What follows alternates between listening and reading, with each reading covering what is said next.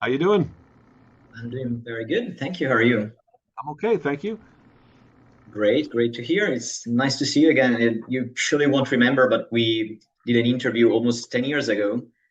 I I think it was uh I I think it was think I 2017. It was in Manchester. You caught a flu, and I remember you canceled all the interviews, but mine for some reason.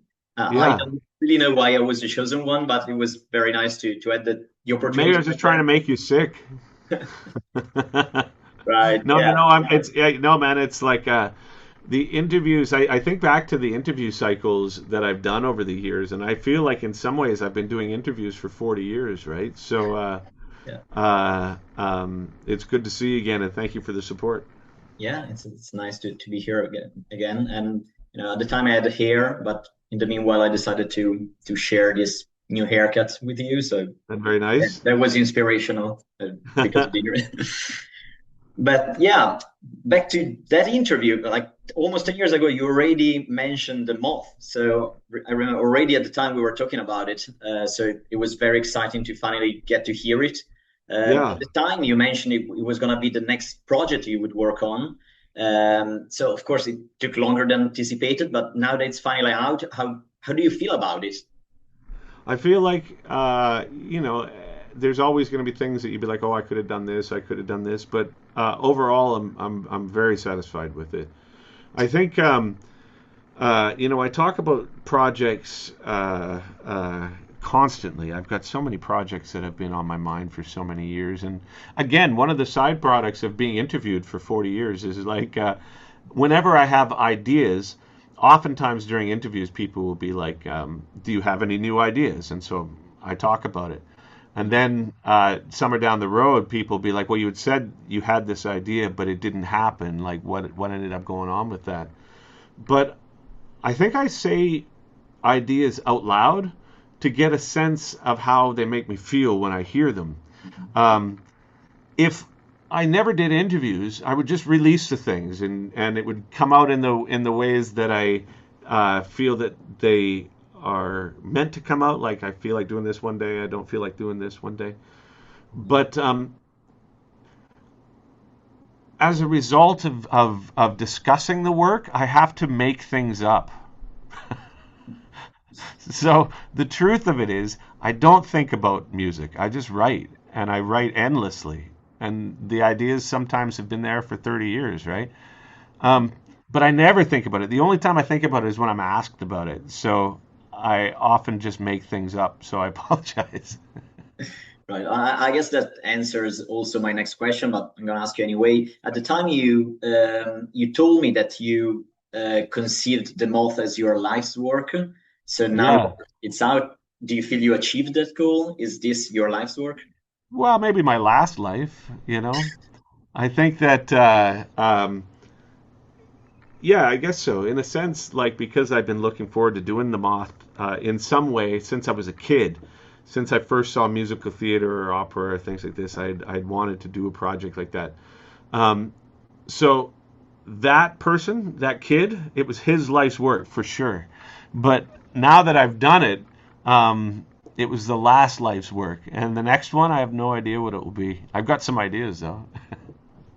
Can't wait to hear them, but let's Yeah. stick to the moth for the Yeah, time man. being. Yeah. In the press release, it says that the moth started as a big vision about 10 years ago, which is when we talked about it, but Yeah. also that you started to actually develop it about 6 years ago when you were approached by the head of the North Netherlands Orchestra. Yeah. So, what was the where were you at with the album until like he approached you for the like 4 years before? Well, I didn't know how I would be able to afford it, frankly. It's like to get an orchestra of that quality and that size, I think it costs you $1 million, right? Um, well, maybe not that much, but I think with the rehearsal and hotels and everything that's in there, it's like it costs in and around that, and I just I can't afford that. So essentially, the first few years were just figuring out if it was even going to be possible. Mhm. When the NNO approached me about doing this, the benefit of that one is that the Netherlands have like a government program that allowed certain parts of that process to be subsidized.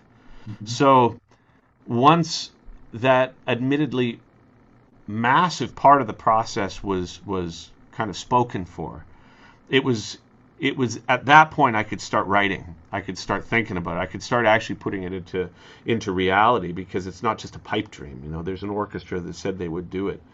But as was everything with the Moth, it's like once one problem gets solved, another one appears.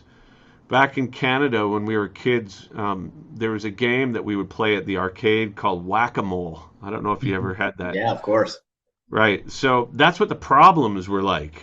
It's like, it'd be like, oh my God, can't afford an orchestra. Bash. And it's like, okay, so now you've got to, you can afford the orchestra, but you can only do it on this day. Bash. You do it there. It's like, okay, so this drummer is not available. Bash. All right. You know what I mean? So it's like every step you're solving problems that by solving them create new ones. This kind of scenario existed back when I first started making records too. But at that point, I only had to worry about myself, maybe one or two other people that were involved with the process. But it was very contained amount of emotions that I had to keep a lid on. But you start getting hundreds of people involved. You start getting people and delegating the workload to certain people and to certain teams and what have you. And then the emotional components just become orders of magnitude more complex, right? To solve problems, to solve interpersonal problems, to find compromise between people that may understand one part of the vision and not understand another part of the vision. So also, in the same way that eventually, my first experience recording, eventually it just became business as usual. I learned how to do it. And then when I started making rock records, I'm like, right, this is the process. You book the studio this much time in advance, you get the drums, you get a tech, you get this, you get the songs, you get the demos, you get the flow chart, blah, blah, blah. So I have no doubt that when I go to do another orchestral project, it'll be easier than the Moth was. Or maybe not easier, let's change that word. Some of the problems that we encountered, we would know how to deal with already. How's that? Yeah, right. And another thing that stuck out to me from the press release, it says that you spent years relearning music fundamentals to write this album. Sure. I mean, of course, when you started working on it, you were already an accomplished musician, already in the business for decades. So what pushed you into this learning journey? Like, was there a need, like you hit a wall somehow and you wanted to go beyond that? Well, Or what was again, it? man, it's like the corner of the music industry that I inhabit is very small, right? And with that, there are a lot of obstacles that you need to work around if you want to achieve something on this scale. And the main one is like finances. So, in order to do this project in a way that was financially viable, my reasons for learning rudimentary music theory so I could communicate with the orchestrators, like Nils and Joseph, my reason for learning that language is just so I'm not wasting time. Because I remember doing deconstruction in Prague with the orchestra there. And at that time, I had maybe a bit of foolish pride connected to the fact that I don't know music theory. Like, isn't this funny? I'm making music and I don't know what I'm doing. Ha ha, right? But then when we were in Prague and there was a mistake with the score, and then I had to try and explain which section, which horn, which note, what clef, what its key is, whether or not it's a flat or a sharp, like all these things. I wasted like 45 minutes of our 4-hour time block at that point because I didn't know how to communicate.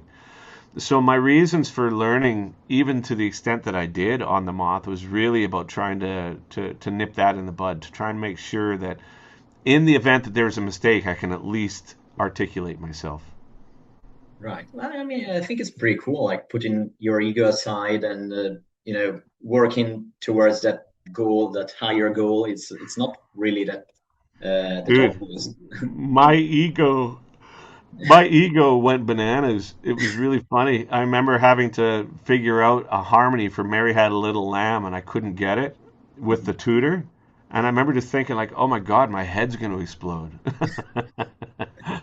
But I think that there's certainly you'd want to hire people. Mhm. Anybody you hire, you'd want them to do a better job than you do at things. So working on that process to understand how to communicate with these orchestrators, etc. The frustration was definitely worth it because by the time I got to the end result of it, even in the rudimentary way that I was able to learn, I was able to communicate, and it just saved so much time. Right. And you work on the orchestrations with Joseph Stevenson and Niels Nielsen. So I guess by the point you were working together, you already had that kind of knowledge to be on a sort of a similar level to be able to collaborate better.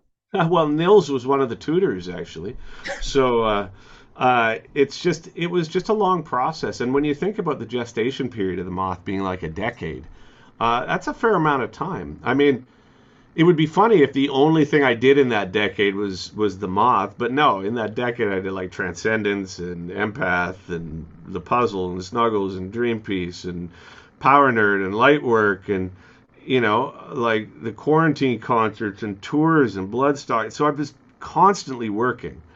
So Mhm. the moth, like a lot of the long-term ideas for me, started a decade ago, but it's like I plant a seed and then wait for it to grow. And then when it's time to like trim the leaves, that's when we work on it, right? Right.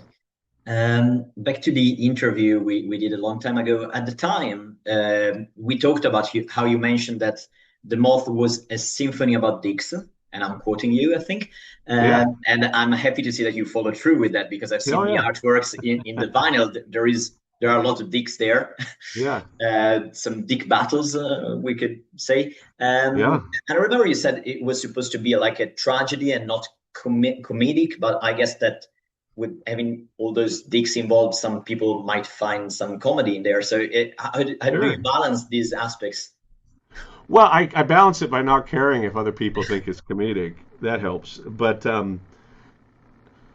when you look at the state of the world, the social political world, billionaires with their rockets and infants running the planet, without much concern for anything other than the bottom line.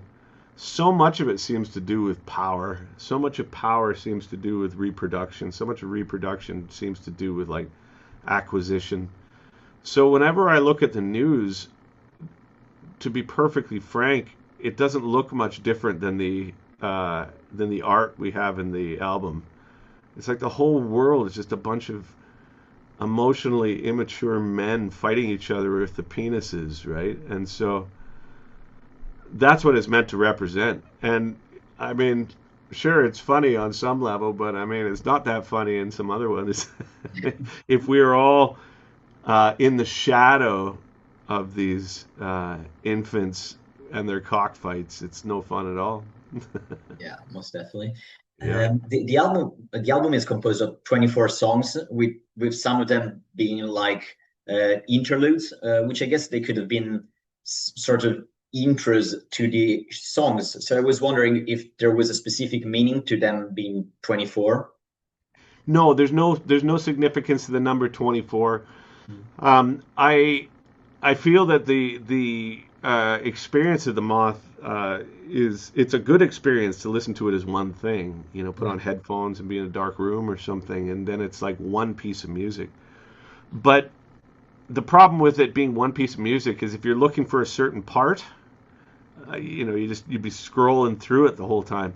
So breaking it up into pieces is not entirely arbitrary, but in some ways it is. Mhm. It's like it's supposed to be one piece of music, but that's not practical. So here's 24 parts. It's like chapters in a book in a sense.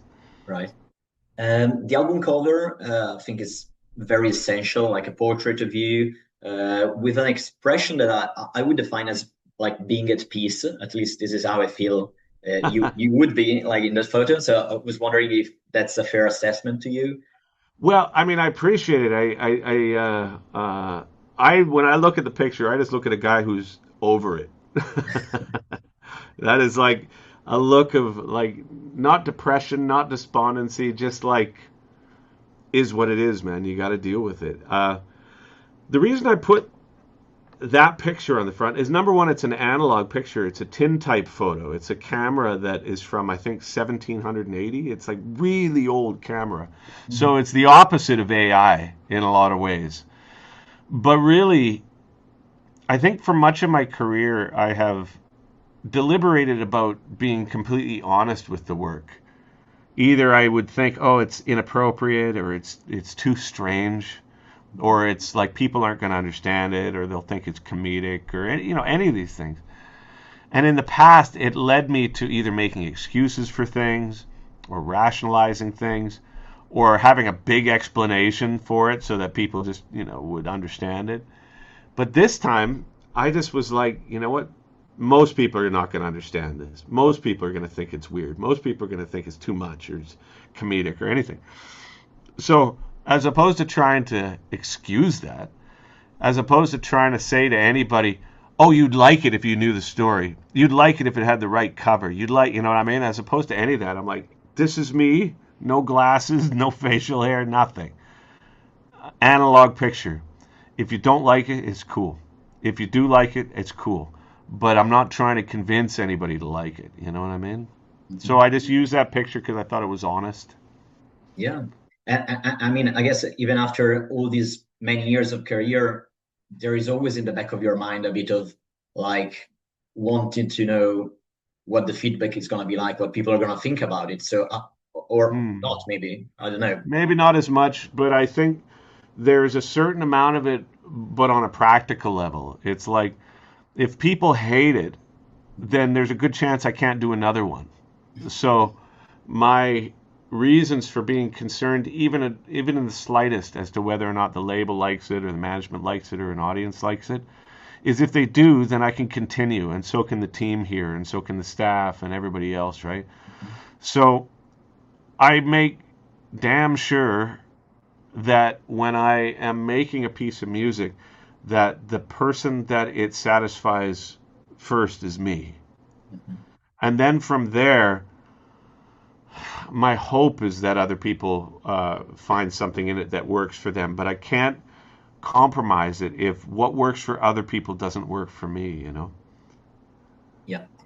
And well, since you mentioned AI earlier, there's a lot of people being very vocal about it, especially in the creative uh, area, people working in creative areas. Uh, can I ask you briefly how you feel about it? Do you think it actually poses a danger to musicians, or Well, I mean, what do I feel about it? It's too early for me to have like internalize exactly what I feel about it.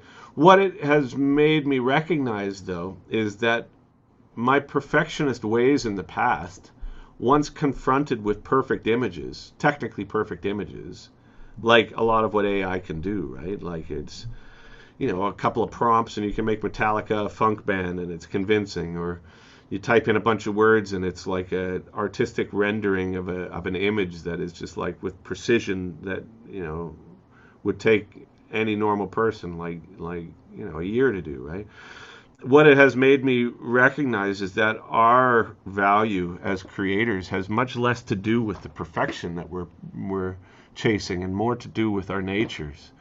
Like if we can represent with some sort of authority and some sort of confidence our true nature, including the imperfections, including the mistakes, including the warts and the human aspect of it, AI provides a wonderful mirror for what is really important about human art, right?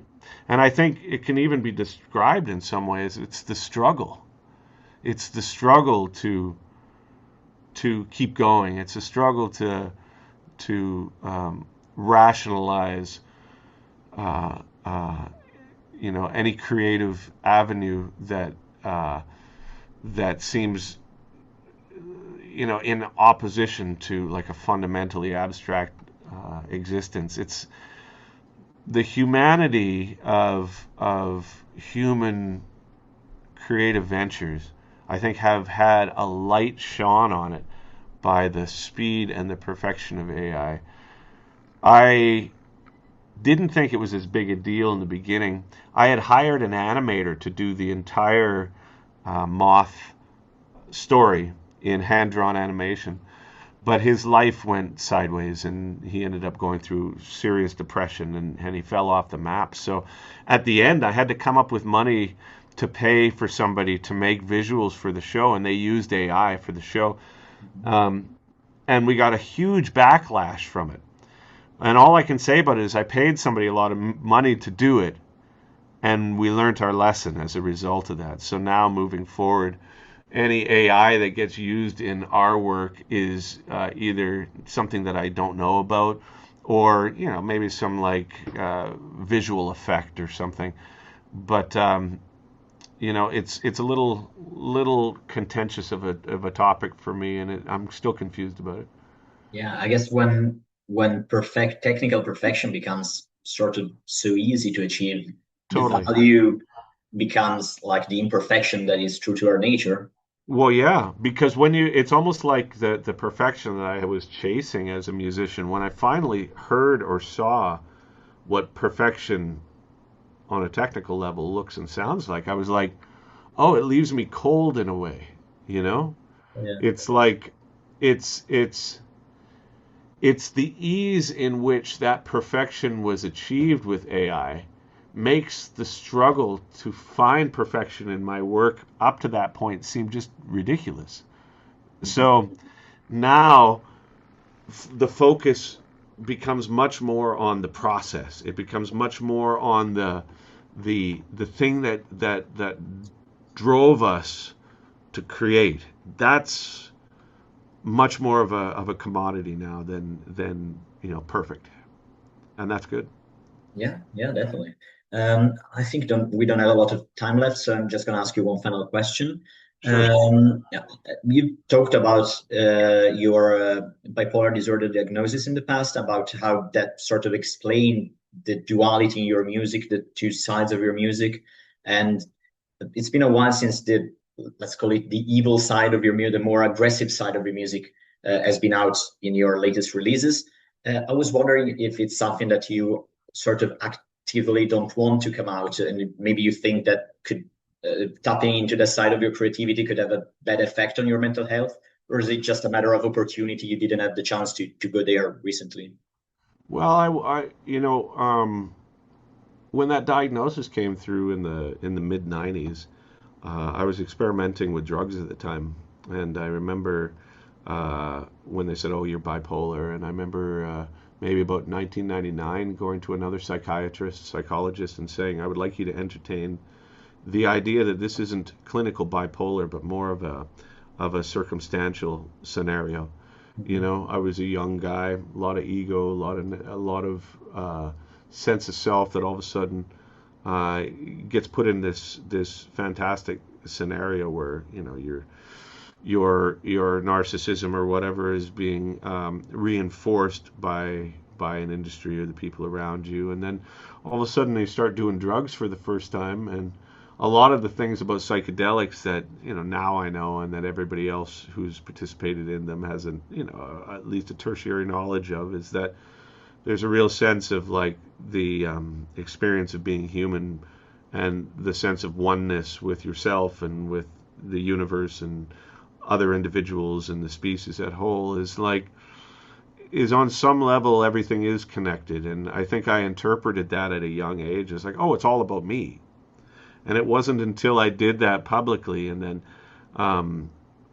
found the ramifications of those kinds of thoughts, those kinds of arrogant thoughts, drew things to me that were really unhealthy. When I finally was able to get with a psychologist that made the hypothesis that perhaps it wasn't clinical bipolar, but maybe I had just been through unguided psychedelic experiences at a young age, then the process of sort of reverse engineering that came into play. And for me, part of that reverse engineering also was a fear of the part of me that you might say, like you had said, the evil part or the dark part, and I consciously repressed that part of my musical nature for quite a few years, thinking that it was an aberration, like on some level it wasn't me. It was just an indicator of like mental imbalance. Moth was the first time where I was thrust into a scenario, a combination of circumstances, loss of friends, separation from a partner, kid leaving home, consequently getting back together with the partner, all these things that forced me to sit with that darkness, forced me to sit with that pain that I think I had suppressed since the late 90s. And by doing that, I recognized that there's a real difference between acknowledging your shadow and your darkness versus acting on it with no accountability. Yeah. By acknowledging it, what I feel is potentially available to creators such as myself is a type of personal reconciliation, where all of a sudden you're recognizing that maybe this isn't like an illness. Maybe the darkness and the fear and the pain and the trauma are all parts of your younger experience as a human that had been traumatized, that's trying to protect you now. Avoiding scenarios. Get bit by a dog when you're a kid, and then all of a sudden you actively avoid dogs, and your life is a byproduct of those decisions. Same sort of thing. With the moth, I finally sat with it, and the integration of it allowed me to have compassion for myself. And also compassion for myself that extends to the album cover. So as opposed to people saying, oh, you're crazy, you're bipolar, you got the dicks on the symphony, therefore, it's indicative of a certain thing or another thing. I had to sort of make peace with the fact that people are going to view me from the lens that they're going to view me. And any effort that I put into trying to change the opinions of people on me whom I don't know is futile. So I'm at peace with myself, and people can think I'm crazy, or people can think whatever they want. But not only did I make my bed and I'm sleeping with it, but now I'm integrating myself, and I feel whole for the first time. Well, that's great to hear, and that's incredibly interesting answer. So thank you very much for that. And Sure. I guess a lot of your fans hearing that would jump to the conclusion that a reunion of Strapping and Lad could be possible. Is it possible? Well, I guess for the 12,000th time, I can talk about it. No, well, I don't want to bother you with that. I mean, I was just wondering, since you said you're more at peace with that, perhaps that could be indicative of a possible future repercussions in that. Yeah, man. I mean, who knows, right? I think that the main thing for me at this point is recognizing that whatever I do, in any direction I do, it's going to be because I want to do it. And so that's good, because if I did choose to do something heavy, it's because I wanted to do it. But uh, the only time I ever think about any of these questions is when I'm asked. Like, I never think about them other than that. So you'll forgive me for having to make up answers. That's fine. I mean, I guess the important thing here is that you're at peace with yourself. You're better. So I think all your fans are gonna just be happy to hear that, and everything I else is mean, just dude, I'm at peace with myself enough, like the banana that I am can be at peace with myself. I used to think I was a very simple thinker, uh, but I think I'm starting to recognize that my thought process is fairly convoluted and fairly complicated, and this has been echoed by everybody around me recently. They're just like, "No shit, really? You think so?" But I, in my own mind, I make a lot of sense. Um, because I don't feel the need to explain myself that often anymore. I could see that every time I do an interview and I'm saying something different than I did the last time, It could be very confusing for people. But man, I'm sure your life is similar, man. Like every 2 days things change. Every like 2 hours things seem to change lately. Not only for myself, but in the world, with the kids, with health, with parents, like all these things. It changes so often that it's essential for me to keep the work that I do fluid, um, because it's meant to just act as a reflection of the life. So whatever my life is, the music is going to follow suit. So if it's complicated, it's going to be complicated. If it's chill, it's going to be chill. If it's happy, it's going to be happy. If it's angry, it's going to be angry. It's like so. So I just allow the fluidity of life to define what I'm doing constantly, and that often means I can get halfway into a project and then abandon it. I abandoned a project this morning just because it no longer made sense with the direction that my life was going. But maybe next week it'll be back into the mix because my life changed again. And I think that the only thing about it that's confusing is having to rationalize it, because in my own mind it makes a lot of sense. I'm like, there's 40 things going on, and it's just like a spinner. So today it's this one is the one that's in focus, and the next day it's this one, and the next day it's this one, and the next day it's this one. And then the one that ends up becoming a record is the one that shows up the most. Yeah, I guess. I mean, we Yeah, are so used to our mind that it's whatever is normal to us might not be to others. But 100%, 100%. But I also feel that um, most of the people in my life think I make a lot of sense until they ask me what I'm thinking. So I think that the process of how I get to a conclusion is probably pretty abstract, but the conclusions are pretty logical, I think. yeah, I mean, this interview was very informative and very logical, I'd say. So, well, thank you very much for Appreciate taking the it. time and for You too, talking with me. brother. And thank you so much again for the support, and I hope to talk to you within the next decade. Yeah, hopefully we'll won't have to wait another 9 years before the next Okay, time. perfect, man. Thank you again. Bye. Thank you. See you next time.